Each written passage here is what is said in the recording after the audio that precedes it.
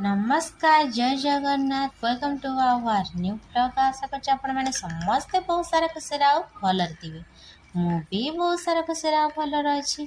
तो एबे मु छोट ब्लॉग को आपण मानक वेलकम करनोछि। एबे आलू को भाजी नहीं और मटन बसई नहीं कहीं आज आमर मटन तरकारी हबार अच्छी। तो एपटे रोषे सरीगला।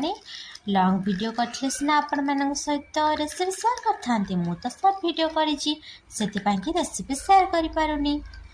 तो एबे चलंतु मटन सहित आउ सकाळर जो आलू सजना छुई एमती तरकारी हेथिला ताको आमे खाइदेलु। अरे मु हाथ रे काटी दउछि। आफ्टरनून टाइम रे तरबुज काटिकी आमे समस्ते एंजॉय कलु।